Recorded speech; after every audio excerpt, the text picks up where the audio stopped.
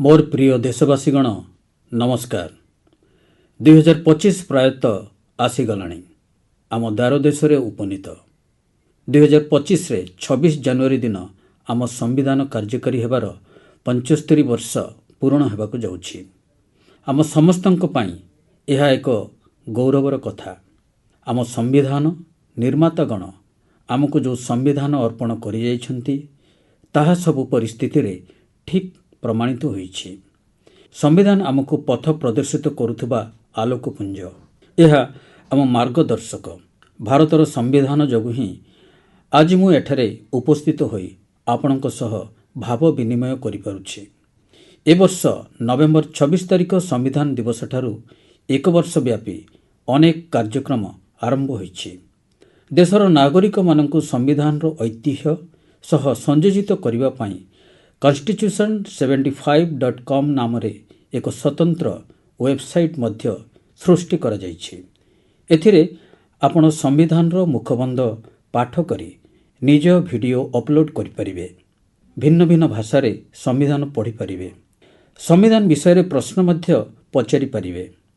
एही वेबसाइट परिदर्शन करी एथिरे अंशग्रहण करिवा पई मु मन की बात रो श्रोता, विद्यालय पढ़ुवा छात्र छात्री, कॉलेज रे पढ़ुवा युववर्ग मानक अनुरोध करुछि। बंधुगण, आसंता मास 13 तारिख ठारू प्रयागराज रे महाकुंभ मध्य अनुष्ठित हेबाकु जाउछि। एबे सेठारे संगम कूल रे जोरदार प्रस्तुति चलीछि। मोर मने अछि एई किछि दिन तळे जेतेबेले मु प्रयागराज जाइथिली सेतेबेले हेलिकॉप्टर संपूर्ण कुंभ क्षेत्र देखि मन आनंदित हो जाइथिला। एते विशाल, एते सुंदर, एते भव्य। बंधुगण, महाकुंभर विशेषत्व केवल यार विशालता नुहे, कुंभर विशेषत्व यार विविधतारे मध्य रहिछि। एई आयोजन रे कोटी कोटी लोक एकत्रित हुअन्ति। लक्ष लक्ष साधु सन्थ, हजार हजार परंपरा, शह शह संप्रदाय, अनेक आखड़ा समस्ते एही आयोजन रे अंशग्रहण करन्ति। एई कुंभ मेला रे केबे कौनसी भेदभाव न थाए। ना एठी केही बड़ ना केही सान। विविधता मध्यरे एकतार एभली दृश्य विश्वरे आउ केउठी भी देखिबाकु मिले नाही। तेणु आम कुंभ एकतार महाकुंभ मध्य होइथाए। एथरर महाकुंभ मध्य एकतार महाकुंभर मंत्र को सशक्त करिब। कुंभरे अंशग्रहण करिबा सह एकतार एई संकल्प को मध्य निज सह नै फेरिबा पई मोर आपण मानकु अनुरोध। आमे समाज रे विभाजन और विद्वेषर भावना को नष्ट करिवार संकल्प मध्य ग्रहण करिबा।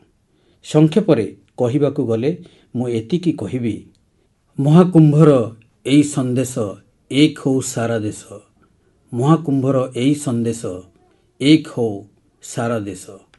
आउ अन्य भाषा रे कहिबाकु गले कहिबी, गंगार धारा बहु निरंतर, विभाजित न हो समाज आमर। गंगार धारा बहु निरंतर, विभाजित न हो समाज आमर। बंधुगण, एथर प्रयागराज रे देश विदेशर श्रद्धालु डिजिटल महाकुंभर मध्य साक्षी हेबे। डिजिटल नेविगेशन साहाय्य रे आपण माने विभिन्न घाट, मंदिर, साधु सन्थक आखड़ा पर्यंत पहुँचीबार रास्ता पाई परिबे। एही नेविगेशन सिस्टम आपण को पार्किंग स्थल पर्यंत पहुँचीबा पाई मध्य साहाय्य करिवो। कुंभ आयोजन रे प्रथम थर पाई एआई चैटबोट रो व्यवहार हबो। एआई चैटबोट माध्यम रे 11टी भारतीय भाषा रे कुंभ संपर्कित सूचना प्राप्त करा जाई परिबो। एई चैटबोट रे टेक्स्ट टाइप करी किंबा निजे कही जे कोनसी प्रकार साहाय्य पाई अनुरोध करि परिबे। संपूर्ण मेला क्षेत्रटी एआई शक्तियुक्त कैमेरार नजर रे रहिबो। कुंभरे जदि केही निज प्रिय परिजनक ठारू निखोज हो जाती ताहेले एही कैमेरा गुड़िक साहाय्य रे सेमानकु ठाब करिबारे मध्य साहाय्य मिलिबो। श्रद्धालु माने digital lost and found centre रो सुविधा मध्य पाई परिबे। श्रद्धालु मानकु मोबाइल माध्यम रे ही सरकारक स्वीकृति प्राप्त टूर पैकेज, रहिबा सुविधा एवं होम स्टे विषय रे सूचना प्रदान करा जिवो। महाकुंभ यात्रा कले आपण माने मध्य एही सुविधा गुड़िकर लाभ उठाई परिबे। आउ हाँ, ହ୍ୟାଶଟ୍ୟାଗ୍ ଏକତା କା ମହାକୁମ୍ଭରେ ନିଜର ସେଲ୍ଫି ନିଶ୍ଚୟ ଅପଲୋଡ଼ କରିବେ। ବନ୍ଧୁଗଣ, ମନ୍ କି ବାତ୍ ଅର୍ଥାତ୍ MKBରେ ଏଥର କେଟିଭି କଥା। ଅଧିକାଂଶ ବୟସ୍କ ଲୋକେ କେଟିଭି ବିଷୟରେ ଜାଣିନଥିବେ, କିନ୍ତୁ ପିଲାମାନଙ୍କୁ ଥରେ ପଚାରନ୍ତୁ, କେଟିଭି ସେମାନଙ୍କ ମଧ୍ୟରେ ସୁପରହିଟ୍। କେଟିଭି ମାନେ କ୍ରିସ୍, ତ୍ରିସ୍ ଆଉ ବଲ୍ଟି ବୟ। ହୁଏତ ଆପଣ ଜାଣିଥିବେ, ଏହା ପିଲାମାନଙ୍କ ମନପସନ୍ଦର ଆନିମେସନ୍ ସିରିଜ୍ ଏବଂ ଏହାର ନାଁ କେଟିଭି ଭାରତ ହେ ହମ୍। ଏବେ ଏହାର ଦ୍ୱିତୀୟ ସିଜନ୍ ମଧ୍ୟ ଆସିଗଲାଣି। ଏହି ତିନୋଟି ଆନିମେସନ୍ କ୍ୟାରେକ୍ଟର ଆମକୁ ଭାରତର ସ୍ୱାଧୀନତା ସଂଗ୍ରାମର ସେହି ନାୟକ ନାୟିକାମାନଙ୍କ ବିଷୟରେ ଜଣାଉଛନ୍ତି, ଯେଉଁମାନଙ୍କ ସମ୍ପର୍କରେ ଅଧିକ ଆଲୋଚନା ହୁଏ ନାହିଁ। ନିକଟ ଅତୀତରେ ଏହାର ସିଜନ୍ 2 ଏକ ନିଆରା ଢଙ୍ଗରେ ଗୋଆରେ ଭାରତୀୟ ଆନ୍ତର୍ଜାତିକ ଚଳଚ୍ଚିତ୍ର ମହୋତ୍ସବରେ ଉଦ୍ଘାଟିତ ହେଲା। ସବୁଠାରୁ ସୁନ୍ଦର କଥା ହେଉଛି, ଏହି ସିରିଜ୍ କେବଳ ଅନେକ ଭାରତୀୟ ଭାଷାରେ ନୁହେଁ, ବରଂ ବିଦେଶୀ ଭାଷାରେ ମଧ୍ୟ ପ୍ରସାରିତ ହେଉଛି। ଏହାକୁ ଦୂରଦର୍ଶନ ସହ ଅନ୍ୟ OTT ପ୍ଲାଟଫର୍ମରେ ମଧ୍ୟ ଦେଖାଯାଇପାରିବ। ବନ୍ଧୁଗଣ, ଆମ ଆନିମେସନ୍ ଫିଲ୍ମ, ଚଳଚ୍ଚିତ୍ର, ଟେଲିଭିଜନ ସିରିଏଲ୍ ଗୁଡ଼ିକର ଲୋକପ୍ରିୟତା ଏହା ଦର୍ଶାଉଛି ଯେ ଭାରତର କ୍ରିଏଟିଭ୍ ଇଣ୍ଡଷ୍ଟ୍ରି ବା ସୃଜନାତ୍ମକ ଶିଳ୍ପରେ କେତେ କ୍ଷମତା ଭରି ରହିଛି। ଏହି ଶିଳ୍ପର କେବଳ ଦେଶର ଉନ୍ନତିରେ ଏକ ବଡ଼ ଯୋଗଦାନ ରହିଛି ତାହା ନୁହେଁ, ବରଂ ଆମ ଅର୍ଥନୀତିକୁ ମଧ୍ୟ ଏହା ନୂତନ ଶିଖରକୁ ନେଇଯାଉଛି। ଆମ ଚଳଚ୍ଚିତ୍ର ଏବଂ ମନୋରଞ୍ଜନ ଶିଳ୍ପ ବହୁତ ବିଶାଳ। ଦେଶର ଅନେକ ଭାଷାରେ ଚଳଚ୍ଚିତ୍ର ନିର୍ମାଣ ଚାଲିଛି। କ୍ରିଏଟିଭ୍ କଣ୍ଟେଣ୍ଟ ମଧ୍ୟ ସୃଷ୍ଟି କରାଯାଉଛି। ମୁଁ ଆମ ଚଳଚ୍ଚିତ୍ର ଏବଂ ମନୋରଞ୍ଜନ ଶିଳ୍ପ ଜଗତକୁ ଏଥିପାଇଁ ଅଭିନନ୍ଦନ ଜଣାଉଛି, କାରଣ ଏହା ଏକ ଭାରତ ଶ୍ରେଷ୍ଠ ଭାରତର ଭାବନାକୁ ସଶକ୍ତ କରିଛି। ବନ୍ଧୁଗଣ, 2024ରେ ଆମେ ଚଳଚ୍ଚିତ୍ର ଦୁନିଆର ଅନେକ ମହାନ ବ୍ୟକ୍ତିତ୍ୱମାନଙ୍କର 100ତମ ଜୟନ୍ତୀ ପାଳନ କରୁଛୁ। ଏହି ମହାନ କଳାକାରମାନେ ଭାରତୀୟ ସିନେମାକୁ ବିଶ୍ୱ ସ୍ତରରେ ପରିଚିତ କରାଇଲେ। ରାଜ କପୁରଜୀ ନିଜ ଚଳଚ୍ଚିତ୍ର ମାଧ୍ୟମରେ ବିଶ୍ୱକୁ ଭାରତର ସଫ୍ଟ ପାୱାର ସହ ପରିଚିତ କରାଇଲେ। ରଫି ସାହେବଙ୍କ ସ୍ୱରରେ ଏଭଳି କୁହୁକ ଭରି ରହିଥିଲା, ଯାହା ପ୍ରତ୍ୟେକ ହୃଦୟକୁ ସ୍ପର୍ଶ କରୁଥିଲା। ତାଙ୍କ ସ୍ୱର ଅତି ଚମତ୍କାର ଥିଲା। ଭକ୍ତିଗୀତ ହେଉ, ରୋମାଣ୍ଟିକ୍ ଗୀତ ହେଉ କିମ୍ବା ଦୁଃଖଭରା ଗୀତ, ପ୍ରତ୍ୟେକ ଭାବାବେଗକୁ ସେ ନିଜ ସ୍ୱରରେ ଜୀବନ୍ତ କରିଦେଉଥିଲେ। ଜଣେ କଳାକାର ରୂପରେ ତାଙ୍କର ମୋହନୀୟତାର ଅନୁମାନ ଏହି କଥାରୁ କରିହେବ ଯେ ଆଜିର ଯୁବପିଢ଼ି ମଧ୍ୟ ତାଙ୍କ ଗୀତଗୁଡ଼ିକୁ ସେତିକି ମନଧ୍ୟାନ ଦେଇ ଶୁଣୁଛନ୍ତି। ଏହା ହିଁ ତ ହେଉଛି କାଳାତୀତ କଳାର ପରିଚୟ। ଅକ୍କିନେନି ନାଗେଶ୍ୱର ରାଓ ଗାରୁ ତେଲୁଗୁ ସିନେମାକୁ ନୂତନ ଶିଖରରେ ପହଞ୍ଚାଇଛନ୍ତି। ତାଙ୍କ ଚଳଚ୍ଚିତ୍ରଗୁଡ଼ିକ ଭାରତୀୟ ପରମ୍ପରା ଏବଂ ମୂଲ୍ୟବୋଧକୁ ଖୁବ୍ ଭଲ ଭାବେ ପ୍ରତିଫଳିତ କରୁଛି। ତପନ ସିହ୍ନାଙ୍କ କଥାଚିତ୍ରଗୁଡ଼ିକ ସମାଜକୁ ଏକ ନୂତନ ଦୃଷ୍ଟିକୋଣ ପ୍ରଦାନ କରିଛି। ତାଙ୍କ ଚଳଚ୍ଚିତ୍ରଗୁଡ଼ିକରେ ସାମାଜିକ ଚେତନା ଏବଂ ରାଷ୍ଟ୍ରୀୟ ଏକତାର ବାର୍ତ୍ତା ରହୁଥିଲା। ଏହି ମନୀଷୀମାନଙ୍କ ଜୀବନ ଆମର ସମଗ୍ର ଚଳଚ୍ଚିତ୍ର ଜଗତ ପାଇଁ ପ୍ରେରଣାର ଉତ୍ସ। ବନ୍ଧୁଗଣ, ମୁଁ ଆପଣମାନଙ୍କୁ ଆଉ ଗୋଟିଏ ଖୁସି ଖବର ଦେବାକୁ ଚାହୁଁଛି। ଭାରତର ସୃଜନାତ୍ମକ ପ୍ରତିଭା ବା କ୍ରିଏଟିଭ୍ ଟ୍ୟାଲେଣ୍ଟସକୁ ବିଶ୍ୱ ଆଗରେ ଉପସ୍ଥାପିତ କରିବାର ଗୋଟିଏ ବଡ଼ ସୁଯୋଗ ଆସୁଛି। ଆସନ୍ତା ବର୍ଷ ଆମ ଦେଶରେ ପ୍ରଥମ ଥର ପାଇଁ world audio visual entertainment summit ଅର୍ଥାତ୍ ୱେବ୍ସ ସମିଟ୍ର ଆୟୋଜନ ହେବାକୁ ଯାଉଛି। ଆପଣମାନେ ଦାଭୋସ୍ ବିଷୟରେ ଶୁଣିଥିବେ, ଯେଉଁଠାରେ ବିଶ୍ୱର ଆର୍ଥିକ ଜଗତର ମହାରଥୀମାନେ ଏକତ୍ରିତ ହୋଇଥାନ୍ତି। ସେହିଭଳି ୱେବ୍ସ ସମିଟ୍ରେ ସାରା ବିଶ୍ୱର ଗଣମାଧ୍ୟମ ଏବଂ ମନୋରଞ୍ଜନ ଶିଳ୍ପର ମହାରଥୀ, ସୃଜନ ଜଗତର ବ୍ୟକ୍ତିବିଶେଷ ଭାରତକୁ ଆସିବେ। ଏହି ସମ୍ମିଳନୀ ଭାରତକୁ ଗ୍ଲୋବାଲ କଣ୍ଟେଣ୍ଟ କ୍ରିଏସନ୍ ହବ୍ କରିବା ଦିଗରେ ଗୋଟିଏ ଗୁରୁତ୍ୱପୂର୍ଣ୍ଣ ପଦକ୍ଷେପ। ଏହି ସୂଚନା ଦେବାରେ ମୁଁ ଗର୍ବ ଅନୁଭବ କରୁଛି ଯେ ଏହି ସମ୍ମିଳନୀ ପାଇଁ ପ୍ରସ୍ତୁତିରେ ଆମ ଦେଶର ୟଙ୍ଗ କ୍ରିଏଟର୍ସ ବା ନୂତନ ସୃଜନଶୀଳ ପ୍ରତିଭାମାନେ ଖୁବ୍ ଉତ୍ସାହର ସହିତ ଲାଗିପଡ଼ିଛନ୍ତି। ଆମେ $5 ଟ୍ରିଲିୟନ ଇକୋନୋମି ଦିଗକୁ ଅଗ୍ରସର ହେଉଥିବା ସମୟରେ ଆମ କ୍ରିଏଟର ଇକୋନୋମି ଏକ ନୂତନ ଶକ୍ତି ପ୍ରଦାନ କରୁଛି। ମୁଁ ଭାରତର ସମଗ୍ର ମନୋରଞ୍ଜନ ଏବଂ ସୃଜନାତ୍ମକ ଶିଳ୍ପକୁ ଅନୁରୋଧ କରୁଛି, ଆପଣ ଯୁବ ପ୍ରତିଭା ହୁଅନ୍ତୁ କିମ୍ବା ପ୍ରତିଷ୍ଠିତ କଳାକାର, ବଲିଉଡ୍ ସହ ଜଡ଼ିତ ହୋଇଥାନ୍ତୁ କିମ୍ବା ଆଞ୍ଚଳିକ ସିନେମା ଜଗତ ସହ टेलिविजन शिल्पर पेशागत व्यक्ति होइथान्तु किंबा एनिमेशन विशेषज्ञ गेमिंग सह जड़ित थान्तु बा एंटरटेनमेंट टेक्नोलोजी इनोवेटर होइथान्तु आपण समस्ते वेब सम्मिलनी रे भाग नियंतु। मोर प्रिय देशवासीगण, आपण समस्ते जानती जे भारतीय संस्कृतिर आलोक आज किभଳି पृथ्वीर कोण अनुकोण रे बिछाड़ी होई पड़ुछि। आज मु आपनकु तीनोटी महाद्वीपरु एभଳି प्रयास गुड़िक विषय रे कहिबी जहाँ आम सांस्कृतिक ऐतिह्यर वैश्विक विस्तृतिर साक्षी। सेमाने परस्पर ठारू बहुत दूर रे किंतु भारत को जानिबारे और आम संस्कृतिर शिखिबा क्षेत्र रे सेमानक आग्रह उद्दीपना समान। बंधुगण, पेंटिंग्स जेते बेसी रंगीन होइथाए सेतिकी सुंदर देखा जाइथाए।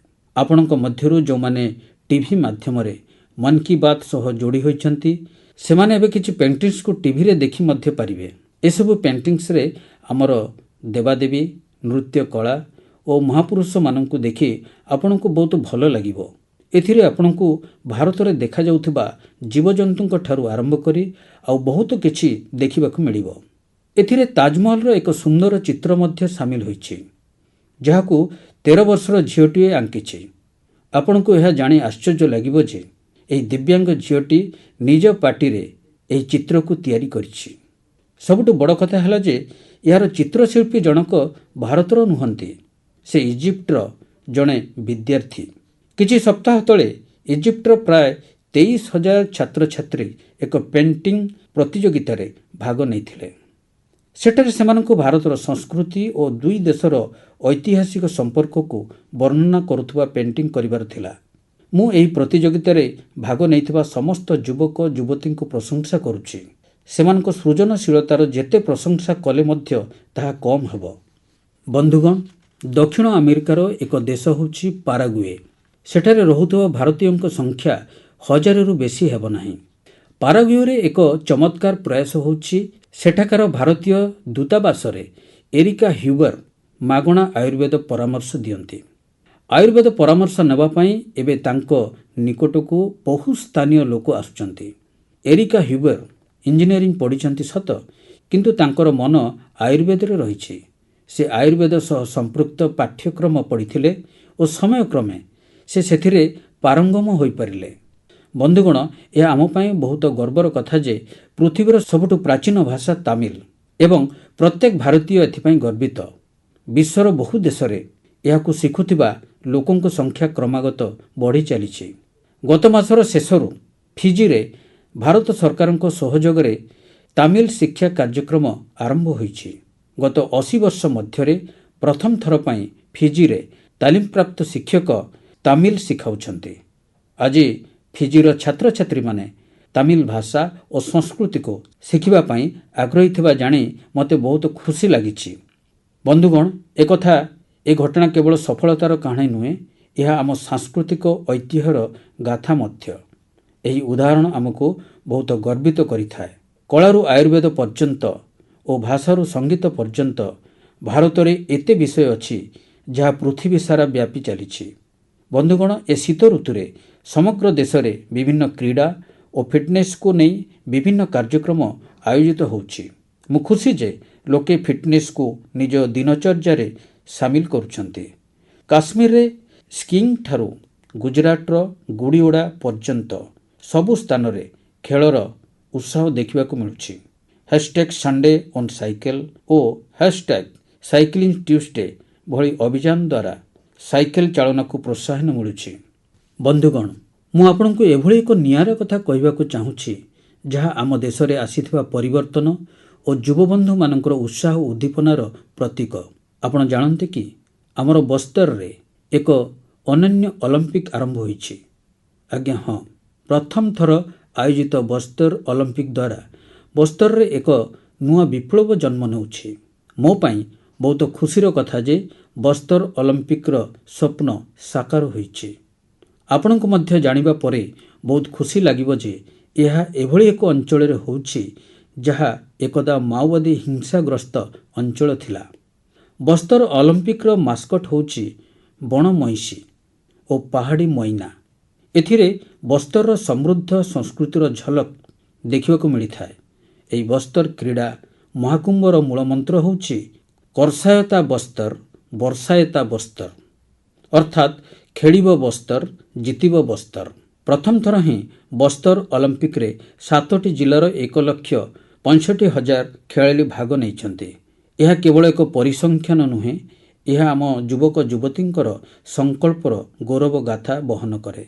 ଆଥଲେଟିକ୍ସ, ତୀରଚାଳନା, ବ୍ୟାଡମିଣ୍ଟନ, ଫୁଟବଲ, ହକି, ଭାରୋତ୍ତୋଳନ, କରାଟେ, କବାଡି, ଖୋଖୋ ଓ ଭଲିବଲ ପ୍ରତ୍ୟେକ ଖେଳରେ ଆମର ଯୁବପିଢ଼ି ନିଜ ପ୍ରତିଭାର ପତାକା ଉଡ଼ାଇଛନ୍ତି।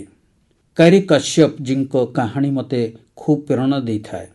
ଏକ ଛୋଟିଆ ଗାଁରୁ ଆସିଥିବା କାରୀଜୀ ତୀର ଚାଳନାରେ ରୌପ୍ୟ ପଦକ ଜିତିଛନ୍ତି। ସେ କହନ୍ତି, ବସ୍ତର ଅଲିମ୍ପିକ ମୋତେ କେବଳ ଖେଳ ପଡ଼ିଆ ଦେଇନାହିଁ, ଜୀବନରେ ଆଗକୁ ବଢ଼ିବାର ସୁଯୋଗ ଦେଇଛି। ସୁକମାର ପାୟଲ କାୱସି ଜୀଙ୍କ କଥା ବେଶ୍ ପ୍ରେରଣାଦାୟକ। ଜାଭେଲିନ୍ ଥ୍ରୋରେ ସ୍ୱର୍ଣ୍ଣ ପଦକ ହାସଲ କରିଥିବା ପାୟଲଜୀ କହନ୍ତି, ଅନୁଶାସନ ଓ କଠିନ ପରିଶ୍ରମ ଦ୍ୱାରା ଯେକୌଣସି ଲକ୍ଷ୍ୟ ହାସଲ କରିବା ସମ୍ଭବ।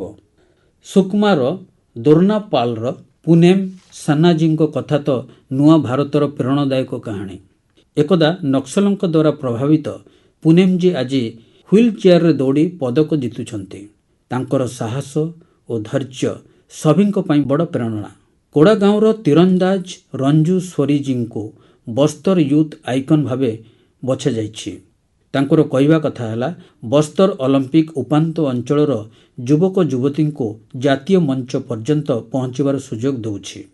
ବନ୍ଧୁଗଣ, ବସ୍ତର ଅଲିମ୍ପିକ କେବଳ ଏକ କ୍ରୀଡ଼ା ଆୟୋଜନ ନୁହେଁ, ଏହା ଏଭଳି ଏକ ମଞ୍ଚ ଯେଉଁଠି ବିକାଶ ଓ କ୍ରୀଡ଼ାର ସଙ୍ଗମ ହେଉଛି, ଯେଉଁଠି ଆମର ଯୁବପିଢ଼ି ନିଜ ପ୍ରତିଭାକୁ ଆହୁରି ଚମକାଉଛନ୍ତି ଓ ଏକ ନୂଆ ଭାରତର ନିର୍ମାଣ କରୁଛନ୍ତି।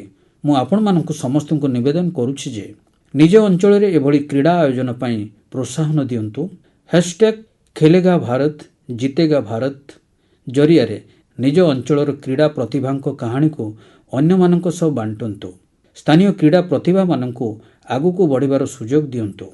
ମନେ ରଖନ୍ତୁ, କ୍ରୀଡ଼ା ଦ୍ୱାରା କେବଳ ଶାରୀରିକ ବିକାଶ ହୁଏ ନାହିଁ, ବରଂ ଏହି ସ୍ପୋର୍ଟସମ୍ୟାନ୍ ସ୍ପିରିଟ୍ ସମାଜକୁ ଯୋଡ଼ିବାର ମଧ୍ୟ ଏକ ସଶକ୍ତ ମାଧ୍ୟମ। ତେଣୁ ବହୁତ ଖେଳନ୍ତୁ, ଖୁସି ରହନ୍ତୁ। ମୋର ପ୍ରିୟ ଦେଶବାସୀଗଣ, ଭାରତର 2ଟି ବଡ଼ ଉପଲବ୍ଧି ଆଜି ବିଶ୍ୱର ଧ୍ୟାନ ଆକର୍ଷଣ କରୁଛି। ଏହାକୁ ଶୁଣି ଆପଣ ମଧ୍ୟ ନିଜକୁ ଗର୍ବିତ ଅନୁଭବ କରିବେ। ଏହି 2ଟି ସଫଳତା ସ୍ୱାସ୍ଥ୍ୟ କ୍ଷେତ୍ରରେ ମିଳିଛି। ପ୍ରଥମ ଉପଲବ୍ଧି ମିଳିଛି ମ୍ୟାଲେରିଆ ବିରୋଧରେ ଲଢ଼େଇରେ। ମ୍ୟାଲେରିଆ ରୋଗ 4000 ବର୍ଷ ଧରି ମଣିଷ ପାଇଁ ଏକ ବଡ଼ ସମସ୍ୟା ହୋଇ ରହିଆସିଛି। ସ୍ୱାଧୀନତା ସମୟରେ ବି ଏହା ସବୁଠୁ ବଡ଼ ସମସ୍ୟା ମଧ୍ୟରୁ ଥିଲା ଅନ୍ୟତମ। ମାସକରୁ 5 ବର୍ଷ ପର୍ଯ୍ୟନ୍ତ ଶିଶୁଙ୍କର ଜୀବନ ନେଉଥିବା ସମସ୍ତ ସଂକ୍ରାମକ ରୋଗ ମଧ୍ୟରେ ମ୍ୟାଲେରିଆର ସ୍ଥାନ ତୃତୀୟ। ଆଜି ମୁଁ ସନ୍ତୋଷର ସହ କହିପାରିବି ଯେ ଦେଶବାସୀ ମିଳିମିଶି ଏହି ସମସ୍ୟାର ଦୃଢ଼ ମୁକାବିଲା କରିଛନ୍ତି। ବିଶ୍ୱ ସ୍ୱାସ୍ଥ୍ୟ ସଂଗଠନ WHOର ରିପୋର୍ଟ କହେ ଯେ ଭାରତରେ 2015ରୁ 2023 ମଧ୍ୟରେ ମ୍ୟାଲେରିଆ ଏବଂ ଏହାଦ୍ୱାରା ହୋଇଥିବା ମୃତ୍ୟୁ ଶତକଡ଼ା 80% କମିଯାଇଛି। ଏହା କୌଣସି ଛୋଟ ଉପଲବ୍ଧି ନୁହେଁ। ସବୁଠାରୁ ବଡ଼ କଥା ହେଲା, ଏହି ସଫଳତା ଜନସାଧାରଣଙ୍କ ସହଯୋଗ ଯୋଗୁଁ ମିଳିଛି। ଭାରତର କୋଣ ଅନୁକୋଣରୁ ପ୍ରତ୍ୟେକ ଜିଲ୍ଲାରୁ କେହି ନା କେହି ଏହି ଅଭିଯାନରେ ଅଂଶଗ୍ରହଣ କରିଛନ୍ତି। ଏହି 4 ବର୍ଷ ପୂର୍ବେ ଆସାମର ଜୋରହଟ ଜିଲ୍ଲାର ଚା ବଗିଚାମାନଙ୍କରେ ମ୍ୟାଲେରିଆ ଲୋକମାନଙ୍କର ଦୁଶ୍ଚିନ୍ତାର ଏକ ବଡ଼ କାରଣ ହୋଇଥିଲା। କିନ୍ତୁ ଏବେ ଏହାର ମୂଳୋତ୍ପାଟନ ପାଇଁ ଚା ବଗିଚାରେ ରହୁଥିବା ଲୋକମାନେ ଏକଜୁଟ ହେଲେ, ଫଳରେ ଏଥିରେ ବହୁ ପରିମାଣରେ ସଫଳତା ମିଳିବାକୁ ଲାଗିଲା। ତାଙ୍କର ଏହି ପ୍ରୟାସରେ ସେମାନେ ଟେକ୍ନୋଲୋଜି ସହିତ ସାମାଜିକ ଗଣମାଧ୍ୟମର ମଧ୍ୟ ବହୁଳ ବ୍ୟବହାର କଲେ। ସେହିପରି ହରିୟାଣାର କୁରୁକ୍ଷେତ୍ର ଜିଲ୍ଲା ମ୍ୟାଲେରିଆ ନିୟନ୍ତ୍ରଣ ଦିଗରେ ଏକ ଆଦର୍ଶ ପ୍ରଦର୍ଶନ କଲା। ଏଠାରେ ମ୍ୟାଲେରିଆର ମନିଟରିଂ ପାଇଁ ଜନଭାଗିଦାରୀ ଅତ୍ୟନ୍ତ ସଫଳ ହେଲା। ପଥପ୍ରାନ୍ତ ନାଟକ ତଥା ରେଡ଼ିଓ ମାଧ୍ୟମରେ ଏହିଭଳି ସନ୍ଦେଶ ଉପରେ ଜୋର ଦିଆଗଲା, ଯାହାଫଳରେ ମଶାମାନଙ୍କର ପ୍ରଜନନ କମ୍ କରିବାରେ ଖୁବ୍ ସହାୟତା ମିଳିଲା। ସାରା ଦେଶରେ ଏହିଭଳି ପ୍ରୟାସ କରିବା ଦ୍ୱାରା ଆମେ ମ୍ୟାଲେରିଆ ବିରୁଦ୍ଧରେ ଲଢ଼େଇକୁ ତୀବ୍ର କରିପାରିଛୁ। ବନ୍ଧୁଗଣ, ନିଜର ସଚେତନତା ଏବଂ ସଂକଳ୍ପ ଶକ୍ତି ଦ୍ୱାରା ଆମେ କ'ଣ କ'ଣ ହାସଲ କରିପାରିବା, ତାର ଦ୍ୱିତୀୟ ଉଦାହରଣ ହେଲା କ୍ୟାନ୍ସର ସହିତ ଲଢ଼େଇ। ଦୁନିଆର ପ୍ରସିଦ୍ଧ ମେଡିକାଲ ପତ୍ରିକା ଲାନ୍ସେଟ୍ର ଅଧ୍ୟୟନ ବାସ୍ତବରେ ଆମ ଭିତରେ ବହୁତ ଆଶା ଜାଗ୍ରତ କରେ। ଏହି ପତ୍ରିକା ଅନୁସାରେ ଏବେ ଭାରତରେ ଠିକ୍ ସମୟରେ କ୍ୟାନ୍ସର ଚିକିତ୍ସାର ସମ୍ଭାବନା ଖୁବ୍ ବଢ଼ିଯାଇଛି। ଠିକ୍ ସମୟରେ ଚିକିତ୍ସାର ଅର୍ଥ କ୍ୟାନ୍ସର ରୋଗୀର ଚିକିତ୍ସା 30 ଦିନ ମଧ୍ୟରେ ଆରମ୍ଭ ହୋଇଯିବା ଦରକାର। ଏ ଦିଗରେ ଆୟୁଷ୍ମାନ ଭାରତ ଯୋଜନା ଅତି ମହତ୍ତ୍ୱପୂର୍ଣ୍ଣ ଭୂମିକା ଗ୍ରହଣ କରିଛି। ଏହି ଯୋଜନା ଯୋଗୁଁ ଶତକଡ଼ା 90% କ୍ୟାନ୍ସର ରୋଗୀ ଠିକ୍ ସମୟରେ ନିଜର ଚିକିତ୍ସା ଆରମ୍ଭ କରିପାରିଛନ୍ତି। ଏହା ସମ୍ଭବ ହେବାର କାରଣ ପ୍ରଥମେ ପଇସା ଅଭାବରେ ଗରିବ ରୋଗୀ କ୍ୟାନ୍ସରର ପରୀକ୍ଷା ଏବଂ ତାର ଚିକିତ୍ସା ପାଇଁ ପଛଘୁଞ୍ଚା ଦେଉଥିଲେ। ଏବେ ଆୟୁଷ୍ମାନ ଭାରତ ଯୋଜନା ସେମାନଙ୍କ ପାଇଁ ବଡ଼ ସମ୍ବଳ ହୋଇଛି। ଏବେ ସେମାନେ ନିଜର ଚିକିତ୍ସା ପାଇଁ ଆଗେଇ ଆସୁଛନ୍ତି। ଆୟୁଷ୍ମାନ ଭାରତ ଯୋଜନା କ୍ୟାନ୍ସର ଚିକିତ୍ସା କ୍ଷେତ୍ରରେ ଥିବା ଆର୍ଥିକ ଅସୁବିଧାକୁ ବହୁ ପରିମାଣରେ କମ୍ କରିପାରିଛି। ଆହୁରି ଭଲ କଥା ହେଲା, ଆଜିକାଲି ଲୋକମାନେ ଠିକ୍ ସମୟରେ କ୍ୟାନ୍ସର ଚିକିତ୍ସା ପାଇଁ ବେଶ୍ ସଚେତନ। ଏହି ସଫଳତା ପାଇଁ ଆମର ସ୍ୱାସ୍ଥ୍ୟ ସେବା ପ୍ରଣାଳୀ, ଡାକ୍ତର, ନର୍ସ ତଥା ଟେକ୍ନିକାଲ କର୍ମଚାରୀମାନଙ୍କର ଯେତିକି ଭୂମିକା ରହିଛି, ମୋ ନାଗରିକ ଭାଇ ଭଉଣୀମାନଙ୍କର ମଧ୍ୟ ସେତିକି ମହତ୍ତ୍ୱପୂର୍ଣ୍ଣ ଭୂମିକା ରହିଛି। ସମସ୍ତଙ୍କ ପ୍ରୟାସ ଦ୍ୱାରା କ୍ୟାନ୍ସରକୁ ହରାଇବାର ସଂକଳ୍ପ ଅଧିକ ଦୃଢ଼ ହୋଇଛି। ଯେଉଁମାନେ ସଚେତନତା ସୃଷ୍ଟି କରିବାରେ ବିଶେଷ ଯୋଗଦାନ ଦେଇଛନ୍ତି, ଏହି ସଫଳତାର ଶ୍ରେୟ ସେମାନଙ୍କର। କ୍ୟାନ୍ସରକୁ ମୁକାବିଲା କରିବାର ଗୋଟିଏ ମନ୍ତ୍ର ହେଲା ଆୱାରନେସ୍, ଆକ୍ସନ୍ ଏବଂ ଆସ୍ୟୁରାନ୍ସ। ଆୱାରନେସ୍ ଅର୍ଥାତ୍ କ୍ୟାନ୍ସର ଲକ୍ଷଣ ପ୍ରତି ସଚେତନତା, ଆକ୍ସନ୍ ଅର୍ଥାତ୍ ଠିକ୍ ସମୟରେ ପରୀକ୍ଷା ଏବଂ ଚିକିତ୍ସା, ଆସ୍ୟୁରାନ୍ସ ଅର୍ଥାତ୍ ରୋଗୀମାନଙ୍କ ପାଇଁ ସମସ୍ତ ସହାୟତା ଉପଲବ୍ଧ କରାଇବାର ବିଶ୍ୱାସ। ଆସନ୍ତୁ ଆମେ ସମସ୍ତେ ମିଶି କ୍ୟାନ୍ସର ବିରୁଦ୍ଧରେ ଏହି ଲଢ଼େଇକୁ ଦ୍ରୁତ ଗତିରେ ଆଗେଇ ନେବା ଏବଂ ଅଧିକରୁ ଅଧିକ ରୋଗୀଙ୍କୁ ସାହାଯ୍ୟ କରିବା। ମୋର ପ୍ରିୟ ଦେଶବାସୀଗଣ, ଆଜି ମୁଁ ଆପଣଙ୍କୁ ଓଡ଼ିଶାର କଳାହାଣ୍ଡି ଜିଲ୍ଲାର ଏକ ଏଭଳି ପ୍ରୟାସ ବିଷୟରେ କହିବାକୁ ଚାହୁଁଛି, ଯାହା କମ୍ ପାଣି ଏବଂ କମ୍ ସଂସାଧନ ସତ୍ତ୍ୱେ ସଫଳତାର ନୂତନ କାହାଣୀ ଲେଖୁଛି।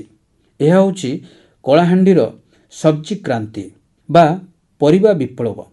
ସମୟ ଥିଲା ଯେଉଁଠି କୃଷକ ପଳାୟନ କରିବାକୁ ବାଧ୍ୟ ହେଉଥିଲା। ଆଜି ସେଇଠି କଳାହାଣ୍ଡିର ଗୋଲମୁଣ୍ଡା ବ୍ଲକ ଏକ ପରିବା ଭଣ୍ଡାରରେ ପରିଣତ ହୋଇଛି। ଏ ପରିବର୍ତ୍ତନ କିପରି ଆସିଲା? ଏହାର ଆରମ୍ଭ ମାତ୍ର 10 ଜଣ କୃଷକଙ୍କ ଗୋଟିଏ ଛୋଟିଆ ସମୂହ ଦ୍ୱାରା ହୋଇଥିଲା। ସେମାନେ ମିଳିମିଶି ଗୋଟିଏ FPO ବା କିଷାନ ଉତ୍ପାଦକ ସଂଗଠନ ସ୍ଥାପନ କଲେ। ଚାଷରେ ଆଧୁନିକ କୌଶଳ ପ୍ରୟୋଗ କରିବା ଆରମ୍ଭ କଲେ ଏବଂ ଆଜି ସେମାନଙ୍କର ଏହି FPO କୋଟି କୋଟି ଟଙ୍କାର କାରବାର କରୁଛି। ଆଜି 200ରୁ ଅଧିକ କୃଷକ ଏହି FPO ସହ ଯୋଡ଼ି ହୋଇଯାଇଛନ୍ତି, ଯେଉଁମାନଙ୍କ ମଧ୍ୟରେ 45 ଜଣ ମହିଳା ଚାଷୀ ମଧ୍ୟ ଅଛନ୍ତି। ଏହି ଲୋକମାନେ ମିଶି 200 ଏକର ଜମିରେ ବିଲାତି ବାଇଗଣ ଚାଷ କରୁଛନ୍ତି ଏବଂ 150 ଏକର ଜମିରେ କଲରା ଉତ୍ପାଦନ କରୁଛନ୍ତି। ଏବେ ଏହି FPOର ବାର୍ଷିକ କାରବାର ରାଶି 1.5 କୋଟିରୁ ଅଧିକ ହୋଇଗଲାଣି। ଆଜି କଳାହାଣ୍ଡିର ପରିବା ଖାଲି ଓଡ଼ିଶାରେ ନୁହେଁ, ବରଂ ଅନ୍ୟ ରାଜ୍ୟମାନଙ୍କରେ ମଧ୍ୟ ପହଞ୍ଚୁଛି ଏବଂ ସେଠିକାର କୃଷକମାନେ ଏବେ ଆଳୁ ଏବଂ ପିଆଜ ଚାଷର ନୂତନ ପ୍ରଣାଳୀ ଶିଖୁଛନ୍ତି। ବନ୍ଧୁଗଣ, କଳାହାଣ୍ଡିର ଏହି ସଫଳତା ଆମକୁ ଶିଖାଉଛି ଯେ ସଂକଳ୍ପ, ଶକ୍ତି ଏବଂ ସାମୂହିକ ପ୍ରଚେଷ୍ଟା ଦ୍ୱାରା କ'ଣ କରାଯାଇ ନପାରେ। ମୁଁ ଆପଣ ସମସ୍ତଙ୍କୁ ଅନୁରୋଧ କରୁଛି, ନିଜ ଅଞ୍ଚଳରେ FPO ଗଠନକୁ ଉତ୍ସାହିତ କରନ୍ତୁ। କୃଷକ ଉତ୍ପାଦକ ସଂଗଠନଗୁଡ଼ିକ ସହିତ ଯୋଡ଼ି ହୁଅନ୍ତୁ ଏବଂ ସେଗୁଡ଼ିକୁ ମଜବୁତ କରନ୍ତୁ। ମନେ ରଖନ୍ତୁ, ଛୋଟିଆ ପ୍ରୟାସରୁ ମଧ୍ୟ ବଡ଼ ପରିବର୍ତ୍ତନ ସମ୍ଭବ ହୁଏ। ଖାଲି ଆମର ଦୃଢ଼ ସଂକଳ୍ପ ଏବଂ ସାମୂହିକ ଭାବନାର ଆବଶ୍ୟକତା ରହିଛି।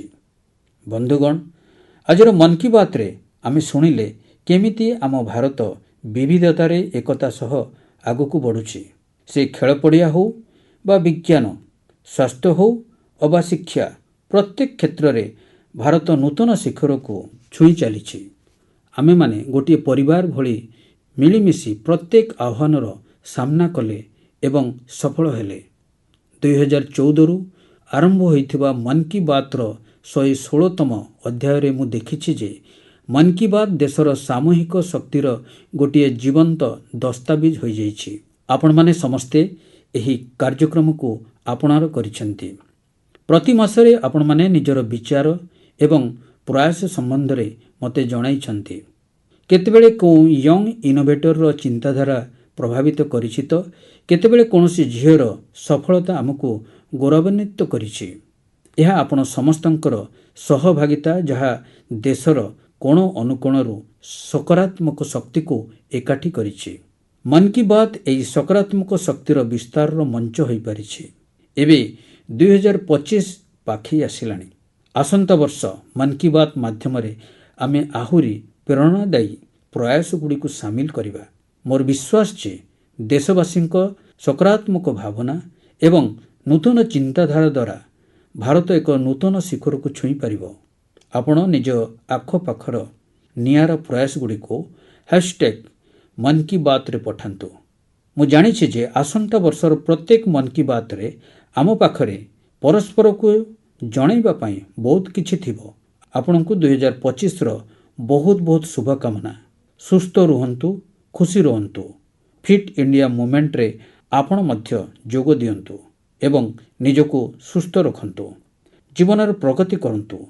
ବହୁତ ବହୁତ ଧନ୍ୟବାଦ।